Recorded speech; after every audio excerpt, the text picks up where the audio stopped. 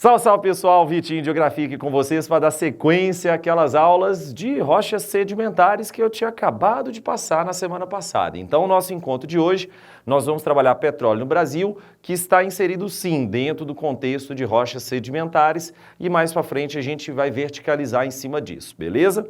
Em relação ao petróleo no Brasil, eu vou dar o pontapé inicial, mas antes de eu dar o pontapé inicial, você vai começar essa aula apertando no botãozinho de se inscrever no canal, deixa o seu joinha também, ativa o sininho para receber as notificações dos nossos vídeos aqui e também deixa um comentário para a gente, deixa uma dúvida, porque aí imediatamente, de prontidão, a gente vai responder para vocês, tá? A equipe toda do QI está à disposição de vocês para responder quaisquer eventuais dúvidas. Olha que privilégio, olha que beleza. Então vamos voltar para a aula com o pontapé inicial, como eu estava dizendo, em relação ao recorde de produção de petróleo na história do nosso país. Nunca antes na história desse país se produziu tanto petróleo em janeiro do ano de 2020. O somatório chega ao entorno de 4 milhões de barris de óleo equivalente por dia. Deixa eu explicar isso melhor para vocês. Quando a gente coloca de barris de óleo equivalente, significa tudo aquilo de combustíveis fósseis como petróleo e gás que foi gerado naquele dia. Não necessariamente dentro desses 4 milhões de barris eram barris físicos de petróleo, eu espero que vocês estejam me entendendo. O somatório desses dois combustíveis fósseis equivaleriam energeticamente a 4 milhões de barris dia. Isso é um recorde, até porque eu vou te mostrar um dado para você entender o quão grande é essa produção brasileira hoje. Na década de 90 a gente comemorava, porque na bacia de Campos, no Rio de Janeiro, a gente produziu mais de 1 milhão de barris por dia. E isso foi motivo de comemoração nacional. Hoje nós temos 4 milhões de barris dia. Então, a gente efetivamente se transformou em um dos maiores produtores de petróleo do planeta Terra. Como eu disse para vocês, esse é o somatório de petróleo e gás. Mas hoje a gente vai verticalizar em petróleo. Sendo que aí 2/3 aproximadamente desse petróleo foi produzido no ano de 2020 a partir das reservas do pré-sal. O pré-sal hoje é mais produtivo em relação ao petróleo brasileiro quando comparado ao pós-sal, as bacias tradicionais de exploração de petróleo no nosso país. E eu estou falando pré-sal e pós-sal, e se tem sal, tem mar. Se tem mar, é campo marítimo. Campo marítimo a gente chama de campo offshore, o campo fora da costa. É igualzinho quando você pensa em produção de energia eólica, a produção de energia eólica offshore. São aqueles aerogeradores que ficam em cima dos oceanos, aquela estrutura bonita pra caramba. Então, offshore são os campos marítimos e, portanto, correspondem à imensa fatia da produção de petróleo do nosso país. Eu coloquei para vocês no quadro 96%, mas tem que parar com esse fetiche de ficar decorando dado. O vestibular não quer que você trabalhe do ponto de vista quantitativo, ele quer o ponto de vista qualitativo. Se você gostar muito desse fetiche, na verdade, no mês de janeiro desse ano, a gente produziu 96,9%, quase 97% do petróleo brasileiro nos campos marítimos e cerca aí de 80% de toda a produção de gás do nosso país. Lembrando que os campos offshore são campos diferentes dos campos onshore, dos campos terrestres, os campos que nós temos dentro do território brasileiro, mas em cima da terra. E eu dei 2 destaques para vocês no quadro em relação a esses campos onshore, porque pouca gente conhece, mas os vestibulares já estão cobrando. Veja bem, olha só. O primeiro destaque, principalmente em relação ao petróleo, é a bacia sedimentar brasileira, que possui a maior quantidade de campos de petróleo onshore do nosso país, que é a bacia Potiguar. Rio Grande do Norte e Ceará têm um bom destaque em relação a isso. Se eventualmente algum dia você foi de carro lá para Porto Seguro, você foi lá conhecer o Axé-Moá, eventualmente você passou por alguns campos de produção de petróleo também onshore.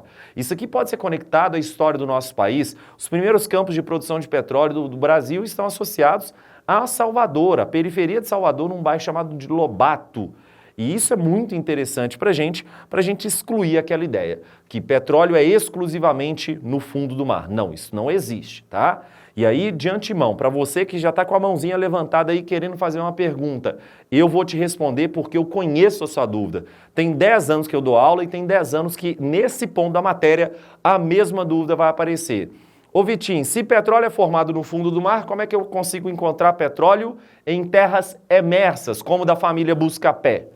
Eu consigo encontrar petróleo no Texas, eu consigo encontrar petróleo na Arábia Saudita, consigo encontrar petróleo na Bacia Potiguar, porque isso é um indicativo, é um sinal de que aquela região, aquela província já foi fundo de mar em um determinado contexto da escala de tempo geológica. Beleza? Então fique ligado em relação a isso. E além disso, eu destaquei para vocês a província do Urucu, lá na Amazônia, 650 quilômetros aproximadamente de Manaus. Essa província começou a ser fortemente explorada a partir do ano de 1986 e hoje, inclusive, desde 2009, nós temos um gasoduto que sai de Urucuquari até Manaus para abastecer a demanda industrial da Zona Franca de Manaus e é uma região importante a ser citada sempre em vestibulares quando se trabalha com produção de combustíveis fósseis no Brasil onshore. E aí, sim, voltando para a produção dos campos marítimos, eu não vou ficar aqui só falando sobre o pré-sal e por isso eu trouxe para vocês 2 importantíssimos exemplos de produção do pós-sal. O primeiro deles, a bacia de Campos dos Goytacazes, no Rio de Janeiro, faz com que o estado do Rio de Janeiro seja o grande destaque brasileiro na produção de petróleo. Então, um estado muito dependente, diga de passagem, dos royalties da produção desse petróleo. E, além disso, a bacia de Santos, Na bacia de Santos, eu tenho o campo que mais produziu petróleo em janeiro desse ano, que é o campo de Lula. Não confundam, pelo amor de santo Deus, de Jeová. Não é o campo do Lula. O Lula não roubou esse campo para ele. Tá? Ele não virou um narcotraficante ou um dono de campos de petróleo. Então é o campo de Lula na Bacia de Santos que ganha grande destaque recentemente nessa produção petrolífera. Beleza? E aí, dito isso, a gente vai para o outro lado do quadro para a gente poder trabalhar melhor quais são as áreas de exploração de petróleo no nosso país. Nós exploramos muito petróleo na plataforma continental brasileira e na zona econômica especial. Muita gente pode confundir os dois conceitos. É por isso que eu trouxe para você. Olha, uma coisa é diferente da outra. É meio que pão com durex. Então não pode misturar uma coisa com a outra não. Olha só, plataforma continental é um conceito geomorfológico. E essa plataforma indica a transição do que é terra emersa para o fundo dos oceanos, para as regiões abissais oceânicas. Então, nessa transição eu tenho a plataforma continental e os taludes, que é a transição da plataforma efetivamente para o fundo dos oceanos. Beleza, isso é geomorfologia. Já em relação à zona econômica exclusiva, olha o termo exclusivo. Lá em 1982, na Convenção das Nações Unidas sobre o Direito do Mar, na cidade de Montego Bay, na Jamaica, ficou estabelecido que todos os países no planeta Terra que têm saída ao litoral teriam direito à exclusividade na exploração de qualquer recurso, sejam fosfatos, sulfatos, a fauna, flora, pesca em geral, exploração mineral, mineração subterrânea, que é um ramo que vai crescer bastante para as próximas décadas ainda, e, consequentemente, apenas o Brasil pode explorar essa área de 200 milhas náuticas. Uma milha náutica aproximadamente aí 1.852 metros, um pouco mais extensa que uma milha terrestre, beleza? Então, até 200 milhas náuticas, o Brasil tem a possibilidade e exclusividade para explorar esses recursos. O que está ali dentro, professor? Todas essas bacias citadas anteriormente e também o pré-sal. E é por isso que no ano de 2006, primeiro, explorando esses recursos na zona econômica exclusiva, o Brasil alcança a sua autossuficiência relativa. Por quê? Eu até tracei para vocês. O Brasil é autossuficiente no volume bruto de petróleo, a quantidade em termos de óleo cru de petróleo que é produzida em relação ao consumo. Mas a gente exporta óleo cru e importa óleos refinados. E é por isso que a gente fala que nós temos uma autossuficiência nominal, uma autossuficiência relativa. a gente não tem, primeiro, refinarias o suficiente para refinar todo esse material aqui no Brasil, nossas refinarias são um pouco mais antigas também, e além disso, o grau API, a densidade do petróleo brasileiro, não deriva grandes quantidades de recursos, por exemplo, como o diesel e como a gasolina. Então tem que ficar bastante esperto em relação a essa situação do comércio exterior.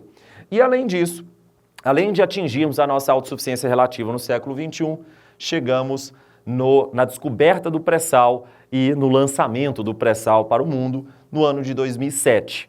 O grande lance que o vestibular pode trabalhar com vocês é que a exploração de petróleo, dadas as dificuldades técnicas do pré-sal, acaba fazendo com que o custo de produção seja muito maior. Então, é muito difícil explorar esse petróleo, o custo de produção vai lá no talo e em momentos como o momento do século XXI, aqui de 2020, que nós temos um preço do barril do petróleo em queda, isso pra gente não é um bom sinal, beleza? Por fim, só porque muita gente pode estar curiosa, antes que alguém me pergunte aqui nas descrições desse vídeo, por que que tem essas duas orelhinhas aqui, olha? Isso é Fernando de Noronha e a sua zona econômica exclusiva ao entorno, e isso aqui é o arquipélago de Trindade e Martim Vaz.